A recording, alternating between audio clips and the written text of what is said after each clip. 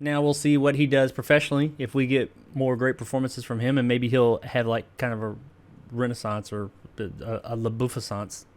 LaBeoufissance. The LaBeoufissance. LaBeoufissance is incoming.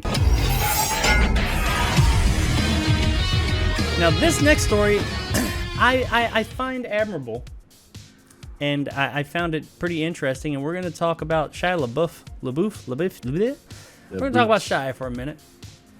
And this is not about a specific movie or anything like that he has coming out. I got a little bit of information I want to put out. Nick, did you see Honey Boy? Came out in 2019. What'd you think of Honey Boy? It was awesome. I loved it. It was like that and Peanut Butter Falcon were fantastic. I'm like, I can't believe this guy can act. Oh yeah, I liked Honey Boy. Honey Boy was really good, but I loved Peanut Butter Falcon. I was not expecting. I remember when I heard about that movie and went and saw it in the same day. I heard about it the day it came out, and I was like, huh, this looks interesting. Me and my wife went and saw it. We loved it.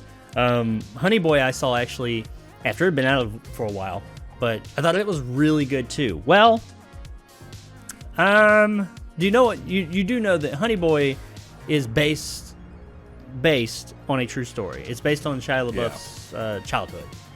Yeah. Part of it, at least. He was on the Even Stevens, I believe it was. He was in the business when he was younger, and apparently his mother, I'm not sure what happened with her, but she wasn't there. He was living with his dad, and his dad was trying to get him into the business and help him along. I think he was his manager too, or something like that. But the movie does not show Shia LaBeouf's dad in the best light. Yeah, not really. No, not at all. So he has come out. He was on a show recently, a podcast. I believe it was a podcast, and he got to talking about it. I do want to say that LaBeouf wrote and starred in the 2019 film, Honey Boy. It detailed his childhood, stardom, and fraught relationship with his abusive father. He did write the movie while he was in rehab in 2017, as we all know that he publicly went through this crazy...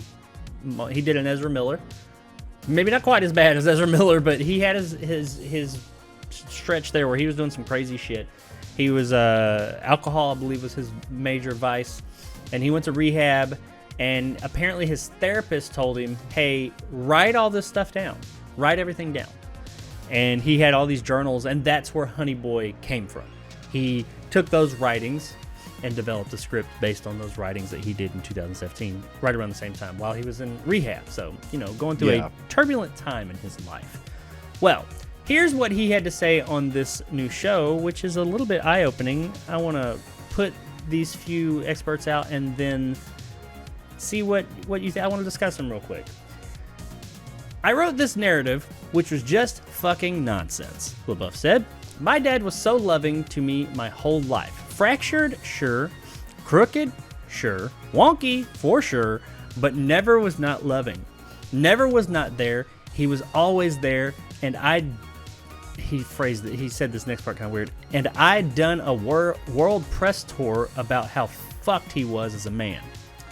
Here's a man who I've done vilified on a grand scale. I turned the knob up on certain shit that wasn't real. My dad never hit me, never. He spanked me once, one time.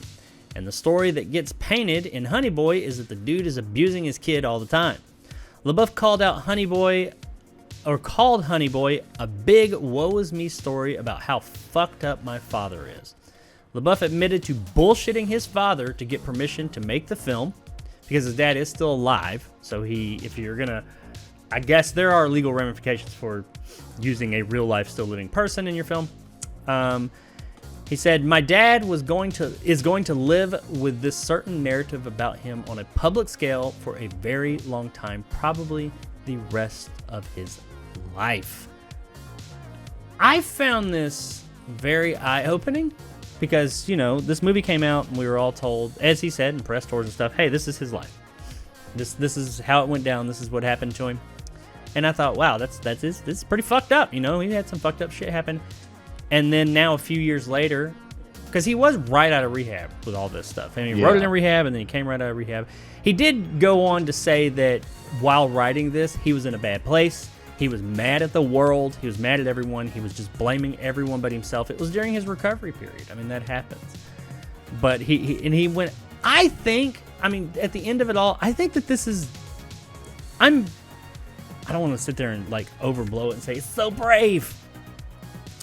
I think this was admirable that he did this. I mean, not that he made the movie and lied about his dad, but that he came forward. He didn't have to, but he came forward and said, "Hey, I fucked up, man. That ain't true. I just ruined this person's life that I care about, and he was always loving to me, and for $1, you know, because I was mad. Yeah. I don't think he did it for money, but he did it as therapy, and he did it because, hey, I had a chip on my shoulder. I fucking hated everybody, and everything was everybody else's fault. So I wrote this fucking movie. We made it. The movie has been pretty universally applauded, and now he's coming forward and saying, no, it was bullshit. And he does say that not everything in it was bullshit, but the depiction of his father being such a shitbag was. And that's admirable, man, that he came forward and he's just, you know, admitting to that to the world and putting it out there and saying, my bad. He's apparently 600 days sober. That's good too. Good for him. I know that's tough to go through. I mean, I've never been through like a major. I quit smoking, which was hard, but I mean, I never had like major drug issues or anything, so I never had to or alcohol, so I didn't have to quit any of that. But good for him. And I mean, it's cool that he, you know, realizes he did this and he could have ruined this person's life, and he was humble enough to come forward and say that. What do you think? Do you think it's bullshit? You think it's real? Do you think what do you think's going on here? What's your take on all this? No, I mean, as we're aware, Shia LaBeouf, ever since I think Transformers and Indiana Jones really fucked him up, like mentally. He's never been like a really stable individual, even like during even Stevens and Holes and stuff like that. But he's an individual that is similar to the same trajectory that the dumbass from The Flash, what's his face, was on or is on right now. Where Ezra, him. It's the same trajectory where he just did a lot of shit that didn't make any sense. He felt like he was going down a downward spiral, and I think he's an individual that is still problematic a little bit. But I think I like if Ezra Miller does the same trajectory, I'll forgive him. I'm still not seeing The Flash next year, but I'll forgive him. It's just I think Shia LaBeouf made a story. He knew it wasn't entirely truthful, or at least he says it's not entirely truthful. And I think it was like John Barenthal's show or something like that, which I didn't know he was doing a show. Yeah, it was his podcast, The Real Ones, or something like that. I think it's called. Is that what it was? Yeah. Yeah, I think Shia LaBeouf is just an individual that he went through a lot of shit. He needed a lot of help. He got the help, and I think he will still be a figure that's very divisive. But at least he's admitting to his shit. He's like, you know, going on like Steve-O's show or something like that, and just unloading everything and just explaining like, look, I had a lot of fucked up shit that happened, and I made this story, and it was unfortunate that I did it, but you know, it doesn't take away from that movie being really good. I mean, as we know, based on true story doesn't always mean based on the actual true story. It just means it was, you know, inspired by or whatever. But yeah, but people do, when you have those come out, even though I think everybody knows in the back of their head based on a true story, they take that shit as gospel. They see famous people doing things and saying things. They're like, oh yeah, of course you're telling the truth. You're famous. You know. Yeah. Like I said, I still enjoy the movie. It's like, you know, the founder, the guy about Ray Kroc and the McDonald's. A lot of that shit didn't happen, but I still enjoy it. But you know, it's still a good narrative, yeah. Yeah. But I think Shia LaBeouf is going to be an individual that will find his way through Hollywood, and whether he sits back and just continues to do indie films or he goes back to the big budget route, I don't know. But I think he's finally found some kind of hopeful piece to his career that was. You know, I mean, kids get fucked up in Hollywood. Like, that's just the unfortunate nature of like the machine. But hopefully Shia LaBeouf comes out that's like an honest, like Robert Downey Jr. or somebody of that nature, where he finally finds something in his career that makes him happy, and that's all that matters. Like I said, I give him a lot of respect for going out there and just unloading everything. You know, when you see that, it's kind of nice. Like, I could definitely see him going like the way of, and now this particular person didn't have as much of a downfall as he did, or a downfall at all, but like a Robert Pattinson route, where, you know, he's in these big, huge franchise Transformers, and it just kind of breaks him, and he jumps on the indie scene. Now Shia LaBeouf had like the breakdown thing and everything, but then maybe he finds peace with, you said it perfect, he found peace with himself, peace with his life, and then maybe professionally because the guy can't act. I mean, look at Peanut Butter Falcon and Honey Boy. and what was the war one with Brad Pitt? Yeah, Fury. I think Fury. Yeah, I mean, Antonio. he brought can that up. act. The guy, and he's method, like maybe a little bit too far, pulling his teeth out and shit. But he can act. So I mean, maybe he's gonna find that right property. He's gonna have some success with the smaller films, and then jump into like some big thing, and like when he's more mature and he's ready for it. But you're right, when these kids, they get thrown into this stuff. You want to see a really fucked up kid story, or hear one. You mentioned Steve-O show, Steve-O's Wild Ride. I kind of love that show. I ain't gonna lie. Yeah. Not everybody was on It's it, good but stuff. I enjoy the show. I saw the thing with Corey Feldman. Corey Feldman's always kind of, since the 90s up until recently, I've always looked at him as kind of a flake. Because he's seemed kind of flaky, but apparently that guy went through some shit, man. Like he went and like kind of bared it all. He made a movie and everything. There's a really interesting story for him. He made a movie, but you can't see it right now. It's a documentary about him. There's some shit. I think maybe he's a little bit paranoid on some levels, but he went through some fucked up shit.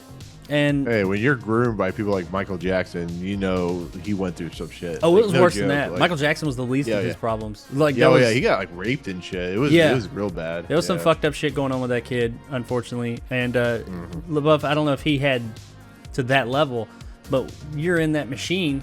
You are a piece of meat, and as a child, you don't know how to process that, and the people around you aren't assisting you with that. I mean, or not assisting properly. You don't know how to process all that. So hopefully he's able to come out the other side of this thing, or it seems like he is. He's coming out the other side better. Now we'll see what he does professionally. If we get more great performances from him, and maybe he'll have like kind of a renaissance or a LaBeoufissance. The LaBeoufissance is incoming. I don't know. I found this story. I like to hear these things when people that are on top of the world, which I mean, he's had some rough times, but let's be real, his roughest times, he was still doing better than most of us. So financially, we're talking about and things like that. Mentally, I'm not taking away from. Yeah, Transformers and Indiana Jones that's all you need to know at that point. Yeah, so. the guy, he had his struggles, and I'm not downplaying those. 600 Days Sober is like, that's the legit thing. That's good for him. I'm very happy to hear that. Anytime anybody does it, that is an achievement, because I know that shit is really tough to get out of, especially when it's so readily available to you when you're in a place like him. And it's okay for you to do that stuff because he can afford to just fuck off and do whatever. But so it's great that he did that. But even on, and money's not everything. People say money doesn't bring happiness. It does not. But not having money can bring unhappiness. I'll tell you that much. So, and he's been okay there. So, hopefully he comes out the other side, and we start getting that LaBeoufissance I was talking about. So I am looking forward to that. Good for him. I'm happy to hear. Oh, where I was going with that, I ramble. I'm happy to see that when someone is on top of the world in that way, when they are a higher status than most of us in the public eye.